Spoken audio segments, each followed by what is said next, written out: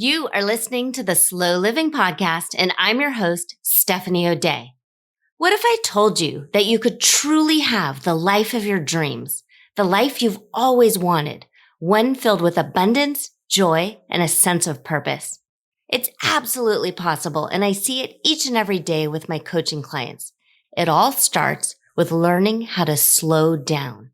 You deserve to live the life you've always dreamt about. Let's get started.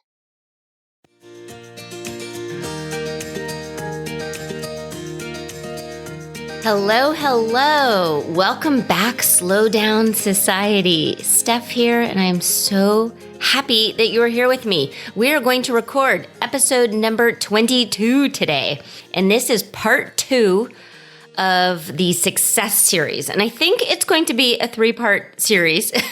That is what I had planned out, and that is what I outlined.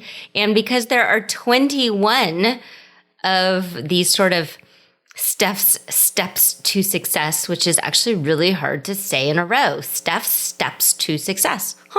That's very much like Sally sells seashells at the seashore, which I cannot say any faster. But that's not the name of the game here. The name of the game is not to go fast. The name of the game is to go slow.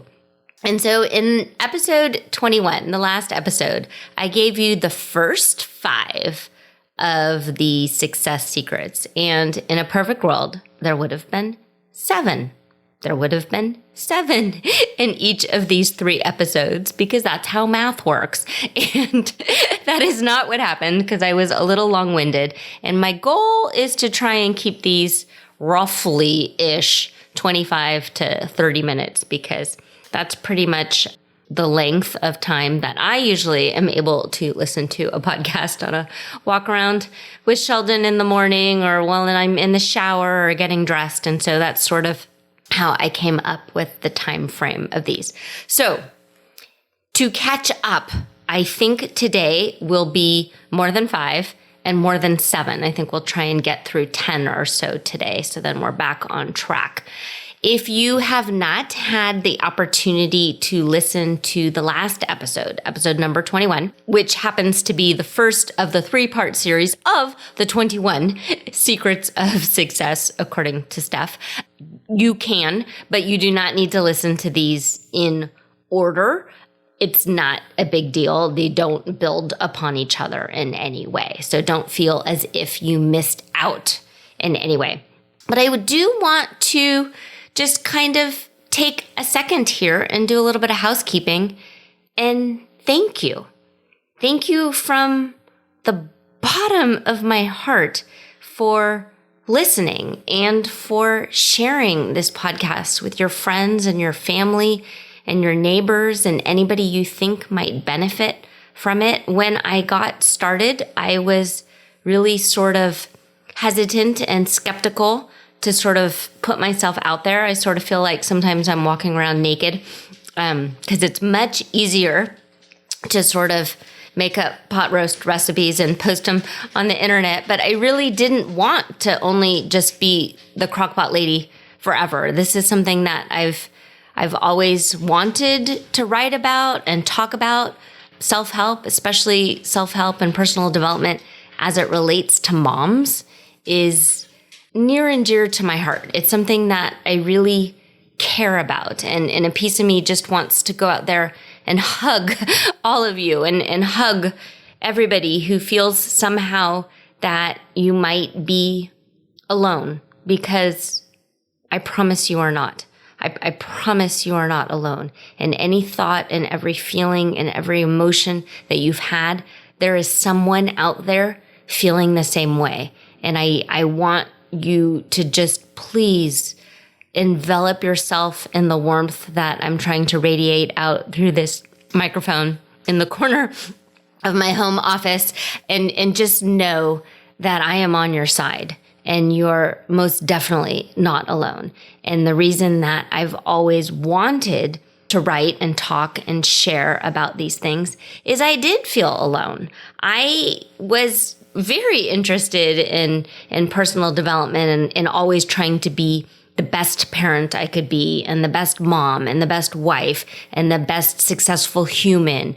And I wanted our finances to be in check. And I wanted all of these things to happen. And I kept turning to books from the library, and they all were all written by men. And it kind of pissed me off, and I didn't like it. So one of the first things I ever did was I had a newspaper column, and I entitled it Steph and Sensibility, and I wrote it for our local newspaper, and I was not paid in any way. And then I started giving talks at local La Leche League meetings and moms groups and mops groups. And then I turned that into the book proposal for the Totally Together journal. And that was actually the first thing that I ever did, was write that book. And then the crockpot stuff all happened. And along the way, I was teaching preschool and I was giving parenting talks there. So all of this sort of teaching is built upon that. And in 2020, I decided I was going to get certified as a life coach and take this show on the road, so they say, but sort of legitimize myself and my teachings. And then the Slow Living podcast came out of there. But I'm just thankful, and the studio that I work with, Ship It Studios, has been wonderful, and they keep sending me stats. And evidently, even though I don't know you're out there listening, they do, and they assure me that there's people out there, and that the podcast is getting shared and downloaded, and we're making the charts that are important, which I guess means something. But just please know that I'm super grateful and thankful. And if a certain episode really resonates with you, let me know. Shoot me an email or tag me on Instagram and Facebook. Let me know, because I would love to meet you, in quotes, and just, I'd love to know what is resonating with you. So, okay, there you go. That was my my virtual hug to you all, and that I really do think you're wonderful. And when I say that, and when I say consider yourself loved and hugged, I really do envision sitting across from you drinking a cup of tea. And today, what do I have? I've got a yogi tea bag in my mug, and the quote on the other side of my yogi tea bag today says, "Friendship is a gift that lasts." And that's pretty darn special. And that is amazing. Okay. As a recap, the first 5 success secrets was to love yourself, plan out where you're going, take action daily, get adequate sleep, be around people who are good for you. So those are the first 5, and you can hear them in detail in the last episode, episode 21. But this is number 22. And so we're going to go into the next 10 or so. And success secret number 6 is kind of interesting. And I wrote it out, and I believe in it. And it is, you are an entrepreneur. And this is regardless of whether or not you're self-employed and whether or not you run a small business. Because the fact is if you are living in these times and you are managing a family and you are managing a household budget and you are going somewhere, meaning you know where you're going, and you're trying to build your life, build your family, build your bank account, build your future retirement account, you are an entrepreneur. And I want you to have that mindset. And I want you to really kind of think about it.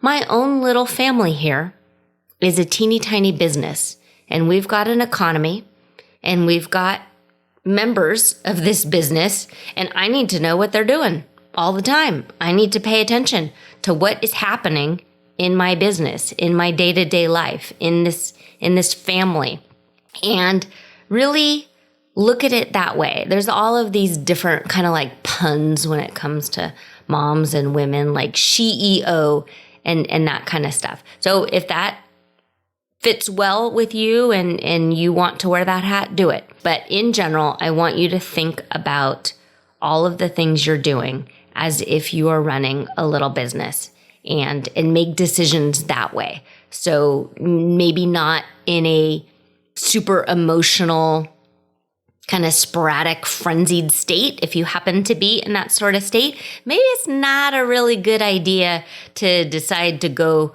buy something right now if it doesn't fit your household budget, things like that. So that's what I mean. Pay attention. You are an entrepreneur. And then because of that, that is going to help you with number 7. And that is to keep your day job / treat your day job like it's adult daycare. So I go back and forth because really what I want to say is you are in adult daycare. But my husband pointed out that maybe adult daycare sort of sounds like a senior center or an assisted living facility. And that's not what I mean. I mean that even if you consider yourself an entrepreneur, I want you to keep your day job. And I want you to sort of think of your day job as adult daycare. You do not need to love every bitty bit of it. You do not even need to like your coworkers in order to succeed.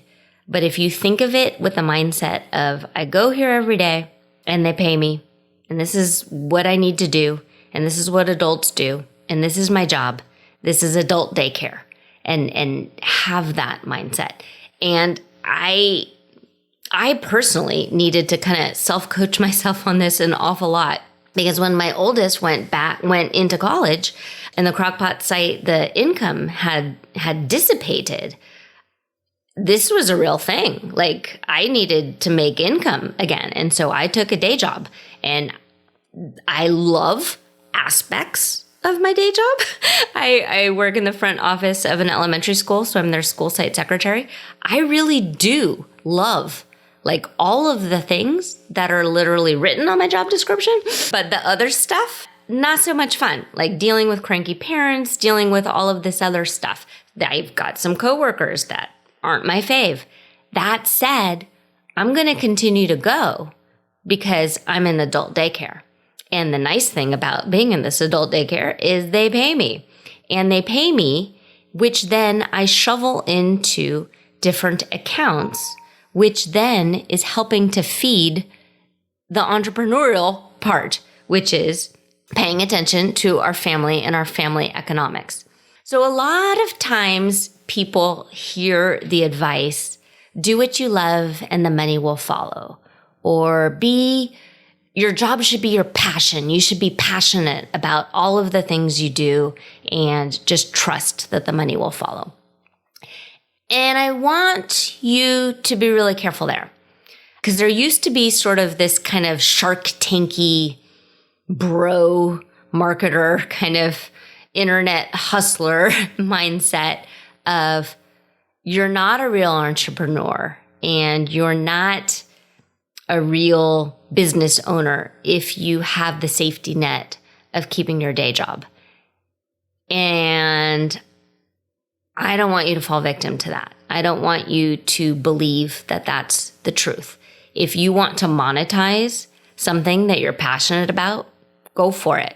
But keep the safety net in place. Figure out what income needs to happen in order to keep your family running the way it's running, and figure out how to make that happen. And if it's from a regular 9-to-5 adult daycare day job, great. If you want to sell something on the side, if you want to have a side hustle, great. But if you don't, that's okay too. It's okay to not have your day job fulfill each and every bitty nuance of your creative side. That is okay. They are not paying me at work right now to be creative. In fact, anytime I come up with a creative or new idea, I am told, no, that's actually not what we do here. That's not how we do it. But that's okay, because I get to be creative in other ways. I get to have this podcast. I get to get up early in the morning and write and goof around. That's me. That feeds my creative side. So don't think that if you are in a job that you hate or that you don't like every bit of it, that you're somehow doing something wrong. No, that's just a marketing ploy. So you do you. You do what literally feeds your family, and then find another way to feed your soul, and it will all work out.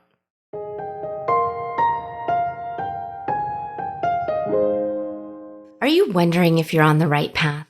Are you secretly worried that you are forgetting to put your own needs and wants first while you raise your family? What if I told you it is not too late and you really could have the dream life you've always wanted, and all it would take is a few tweaks to your mindset? Each week, I have a few open slots for free coaching calls. Together, we can decipher your most challenging mindset block and clear it away so you can live out the life you've always wanted.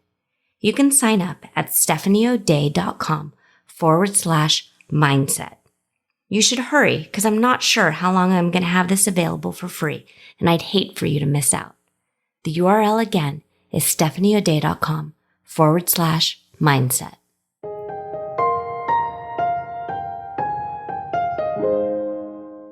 Okay, so that was number 7. Number 8 is keep your eyes on your own work. So I think in school, you're told this all of the time. Keep your eyes on your own paper. And then in the school that I work with, actually during tests, they put up these shields around them called privacy folders. And sometimes it's like a binder set up. Sometimes it's a manila folder. But keep your eyes on your own work. Don't pay attention to anybody else's game. You do you. It doesn't matter if your next door neighbor is driving this car or that car. It doesn't matter if the people down the street are going to Europe and are pulling their kids from school and are going to homeschool. No, you figure out your own game and then you play your game. And that's all it is. If you're constantly looking around and constantly second guessing your choices and your decisions based upon what somebody else is doing, that's not a recipe for success. That's a recipe for always feeling like you're behind, or like there's shifting goalposts, or like you're building your proverbial, is that the word? Proverbial house on quicksand. No. Build a solid foundation. Pay attention to what is working for you, and then tune out everybody else. But keep your eyes on your own work. And please don't continuously second guess yourself. If you've made a decision from a strong place, from a place of power, not this kind of frantic-y feeling like, oh, I better do something. No. That my best advice when it comes to making decisions, and now I might be off on a tangent, but I'm just going to go with it, is when you're in a good mood. And you know when you're in a good mood, you know when a decision feels right, but then all of a sudden you are starting to second guess yourself. And we can liken it even to making a decision to order something on Amazon. So raise your hand if you've ordered something on Amazon and you feel good about your purchase and it's in your cart and you press buy now, and then all of a sudden you get an email saying that it's getting shipped to you. And then you decide to go back and read the 1-star reviews. And now you're starting to second guess yourself. Oh my gosh, should I have really bought that, or should I have bought this other thing? No, don't do that. You made a decision, own the decision, then move on. Keep your eyes on your own work. It doesn't matter what anybody else's experiences are and why they're all fired up to shoot off a 1-star review. No, you're going to have an amazing Amazon delivery. You're going to love this Amazon delivery. This is going to be the most perfect whatever it is because you decided it was going to be, and you went for it, and you pressed the button, and you press buy now. So don't second guess yourself. Okay. Number 9, be okay with being okay, because that's what leads to contentment. And this is sort of, I don't know, maybe anti a lot of the teachings out there of be the best and climb every mountain and crush whoever along the way, and all of the things that might sound nice on a bumper sticker, but in real life, it might just sort of make you feel like you're not worthy or you're not enough. And I am going to tell you right here and now, I think you are amazing. And I think you are wonderful. And I think you are worthy. And you do not need to be the best. You need to just be you. Because if you start thinking that you have to be the best, you will never be satisfied. Because unfortunately, we live in a time with lots and lots and lots of people. And I'm sure I could Google the number of how many billions of people are on the planet and how many millions of people are in your own home, city, or region. There's always going to be somebody who's better than you. And you do not need to beat them. You need to play your own game. Keep your eyes on your own work. Be okay. Be at peace with being okay. And just think about it from a kid standpoint. If your 8-year-old brings home an A on their math paper, be cool with that A on the math paper. Don't wonder, well, did you get a better grade than Johnny or whoever it is? No, be cool with it. Don't start this at a young age where you're trying to teach your kids to be the best of the best. They do not need to be the top of the class. Sure, maybe the top 10%, top 20%, fine. But let them be kids. And now I'm going off on a different number because I do talk about parenting at one point. But it's okay to just be okay. Be better than average, sure. But you do not need to be the skinniest person on the block.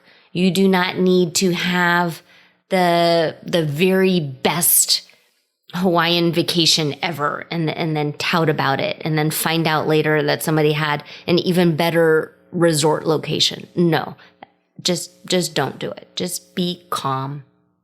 Be at peace. Be thankful for all that you have. Okay, number 10, limit both social and traditional media, which is a lot to be said of keeping your eyes on your own work. Don't go looking for things that are going to trigger you. And 9 with being okay with being okay. So 10 is limiting social and traditional media. And we've talked about this a lot. We talked about it in one of the very first episodes when I was talking about decluttering. If something isn't making you feel good about yourself, get rid of it. And social, and a lot of times traditional media, does not make you feel good about yourself. And worrying about stuff that is happening in a faraway land isn't going to make you feel good. Does this mean that you need to be in the dark? Does this mean that you can never know the headlines and never know the happenings? No, not at all. I am pretty aware of what's happening in the world. I flip on Google and I look at the headlines on Google News and I am very aware of what's happening. But that doesn't mean that I need to empathetically step into the story and feel the feelings that both traditional and social media are trying to get us to feel. I can be aware that there's super bad things happening over there, but it doesn't mean that is going to decide what type of day I'm going to have or how I'm going to treat my kids or how I'm going to show up at work because there's something bad happening. It was really interesting when COVID first hit and we all thought it was only going to be a few weeks of being in lockdown, and then it has turned into years of COVID affecting our lives. There were some friends and some colleagues who were watching every bitty bit. And I did get suckered in for a while. I actually had the sort of thought that I was being un-American if I wasn't paying attention to the case count and the death count in our county. Ooh, count and county. I did it again. I'm full of tongue twisters today. And it wasn't good for me. And it wasn't good for my brain. And it kept me glued to the couch.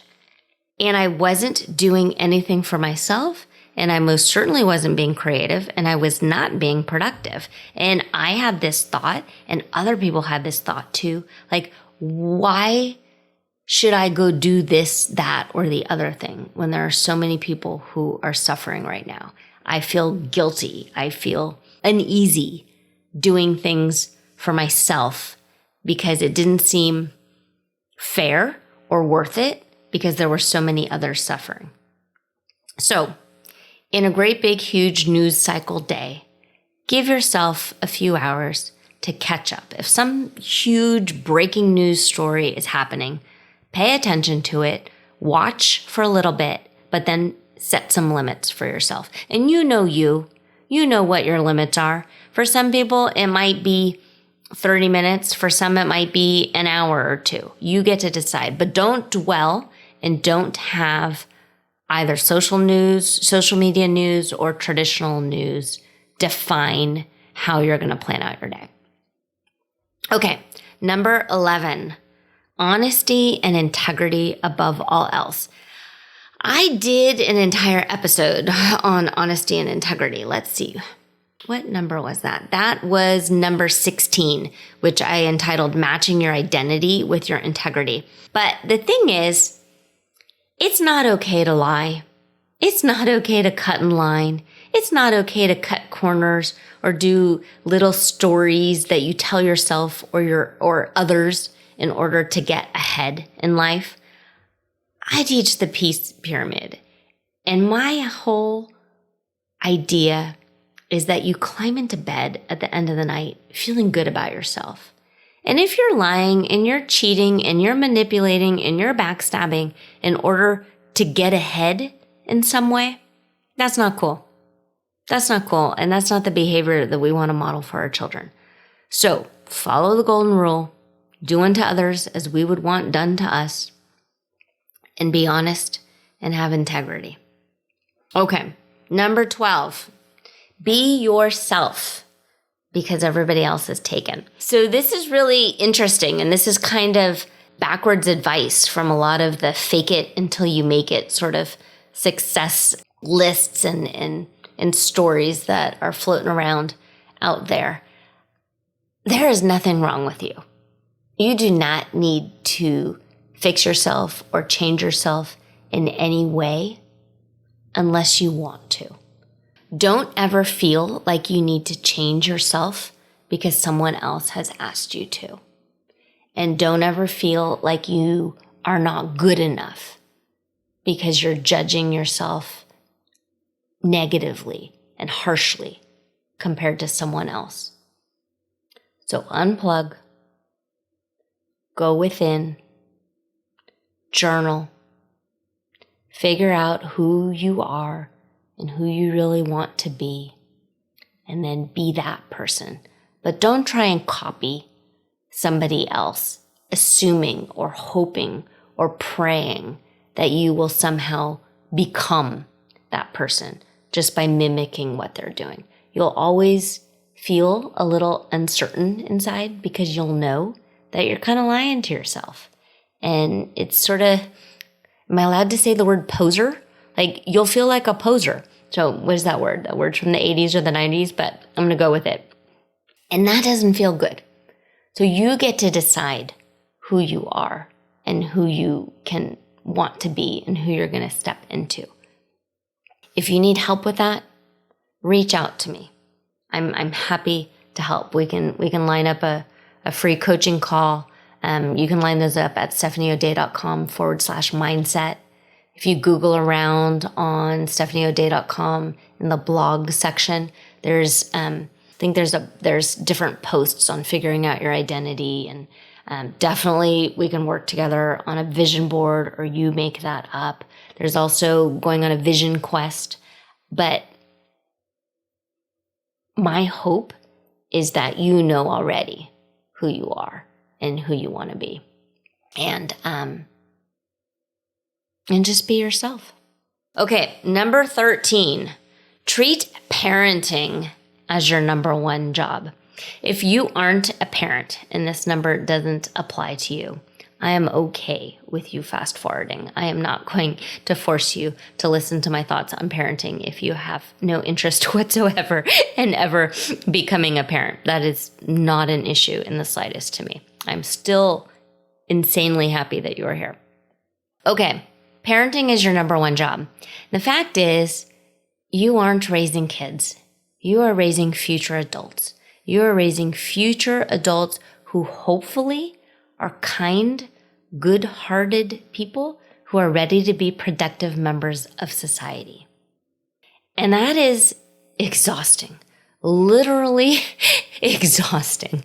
I think the first 5 to 7 years is absolutely the hardest. And that's how when you are shaping your child to figure out who that future adult is going to be. So in California, I think they call it the First 5 initiative, and a whole bunch of money is being kind of plunked into early childhood education and child development and preschools and universal preschools and all of these things. I have a lot of thoughts on that. I have a lot of thoughts on universal preschool because I think it depends on what it looks like and whether or not it's developmentally appropriate. And because I used to run preschool centers, I have lots of thoughts on that. And then Socrates, I'm pretty sure, said something along the lines of, give me a child until the age of 7 and he will be mine for life. And it also sort of sounds kind of creepy and pedophile-ish saying that. And I don't think that's what Socrates meant. But what he meant is you are defining the character and you are defining the sort of teachability and whether or not your child has the ability to know the difference between what's right and what's wrong and morals and ethics and all of those things. And that really is your job as a parent. It's not necessarily to teach them to stand in line and read and arithmetic and all of that kind of stuff that they teach in school. But your job is character building and future adult building with the end goal, the idea that once they graduate college, they are full-fledged adult humans. And I think we all can agree right now, especially with COVID, that these kids, their social and emotional development is truncated. And so a lot of it needs to come from home. So I mentioned in an earlier episode, and I think it was the slow parenting episode. Let's see, what number is that? That was episode number 5. So that was quite a while ago. But my favorite parenting kind of discipline book is 1, 2, 3 Magic. And if you use that book at a very young age, then you will not need to later on. And then on my website, and maybe we can sort of match this up in the show notes, but I have a Golden Rules family printable where I lay out the golden rules that I had for our family. And it's still framed. It's still hanging on the wall of the playroom. And the playroom really is only used by Sheldon the dog right now. But it's still there and it's still framed. And I do still stand by those rules. But in general, parenting is your number one job. And so there you go. Okay, number 14. Financial independence. So we also talked about this on a former episode when I was talking about just sort of preparing and knowing your number. And so that was episode number 15. But you do need to become financially independent. And the earlier, the better. And for most people, the definition of financially independent is that your income by your investments is paying for your day-to-day life. And so that's the FIRE. So financial independence, retire early. I personally sort of throw in a B there, so fiber, which is always a good thing to have in your life, is extra fiber. But fiber is financial independence before retiring early. Because if you're healthy enough and strong enough and you have interest and you're cool with your adult daycare job, then go ahead, continue to go and throw as much coal on the fire and just sort of shovel the money into your retirement accounts. But absolutely do not delay getting your finances in order. And then number 15. So we did it. We made it through 10. That's kind of cool. And according to my timer, I think we are right on time. So that makes me excited. Number 15 is to get outside as much as possible. It is not fun to be stuck in a cubicle. It is not fun to be stuck in your four walls. If you don't know when the last time was that you got out of the house and went for a walk around the block and found some nature and looked up in the sky and followed birds just for no reason except for that you wanted to follow them, then you've got to do it. It's good for your soul. It's good for your body. If you don't have a Fitbit or some sort of device that pulses on the 50-minute mark to remind you to get up and move around, invest in one or set a timer on your phone or a timer somewhere so you know at least once an hour you are getting out of your chair and you are moving. And if the weather is permitting, go outside. Get vitamin D. I think there's tons and tons of research out there on how we are just really shortchanging ourselves when it comes to vitamin D. We are made to be outside. And if you're low on vitamin D, take a supplement, absolutely. But then just go outside. There's a whole, also lots of research about grounding and being outside barefoot and just feeling the earth under your toes. And if you're in the snow, don't write to me and tell me that you live in Michigan and there's a foot of snow on the ground. So do this, obviously, when weather permits and it's applicable to you. Okay, so those were the next 10 on the list of 21. So the first 5 was to love yourself, plan out where you're going, take action daily, get adequate sleep, be around people who are good for you. And then this next set was you're an entrepreneur, keep your day job, AKA treat your job like adult daycare, keep your eyes on your own work, be okay with being okay, limit social and traditional media, honesty and integrity above all else, be yourself because everybody else is already taken, treat parenting as your number one job, financial independence, fire or fiber, pay attention to that, and get outside as much as possible.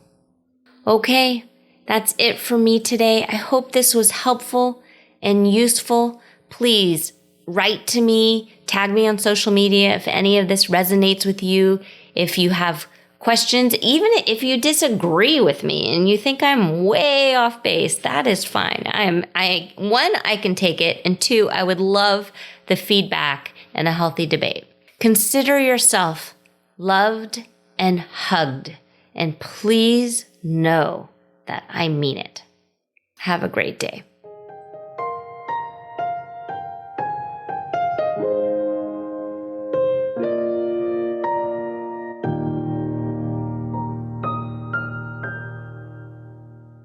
Do you have a slow living story to share? Leave me a voicemail at stephanieodea.com/podcast with any questions, comments, feedback, or testimonials, and I will be sure to include it in an upcoming episode. Also, if you found value in this episode, please share it with your family and friends and subscribe through your favorite podcast provider.